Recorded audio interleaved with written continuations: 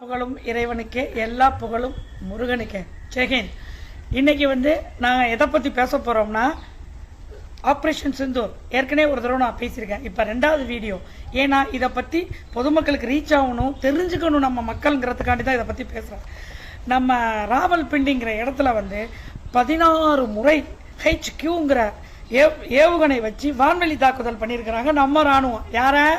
பாகிஸ்தானை யாரை அழிச்சாங்க? எதிரிகளுடைய தளவாடத்தையும் எதிரிகளை ஒழிச்சு வச்சிருந்தாங்க பாருங்க. அந்த இடத்த தேடி தேடி இந்த HQங்கிற வான்வெளி தாக்குதல் மூலியமா எல்லாத்தையும் அழிச்சாங்க. 26 வருஷம் நமக்கு டிமிக்கி அடிச்சுட்டு தெரிஞ்சது. எங்க மும்பையில் பாம் பிளாஸ்ட் பண்ணது எல்லாமே அந்த ஒரு தீவிரவாதி. அந்த தீவிரவாதியை இப்ப அழிச்சிருக்கிறாங்க. 2வது பலூச் யாருன்னு நினைக்கிறீங்க? அவங்க ஊருக்குள்ளேயே அவங்களுக்குள்ளேயே பிரச்சனையாகி அந்த பக்கம் கூடி என்ன பண்றாங்க, அவங்க இந்த நாட்டை நெருக்கிட்டு இருக்காங்க. அவங்க தலைநகர் சில நகரங்கள் எல்லாம் பிடிச்சிட்டாங்க.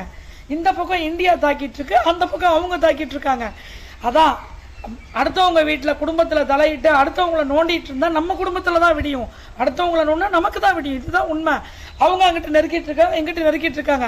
ஆனால் பாகிஸ்தான் என்ன சொல்லுது? ஏய், நான் இந்தியாவை குண்டு போட்டு இது பண்ணிட்டு இருக்கேன் அப்படின்னு சொல்லுது, வெக்கம் இல்லாம. 2வது பார்த்தீங்கன்னா பலூச் முன்னேறிட்டே வருது நாட்டுக்குள்ள. அங்கே அமைதியில் பிரச்சனைகள் இந்த மாதிரி தான் நடந்துகிட்டு இருக்குது. அதே மாதிரி ஹரோப்புங்கிற தன்னையும் அழிச்சுக்கும், எதிரியும் அழிக்கும். அதை வச்சு தான் எல்லாத்தையும் அழிச்சாங்க.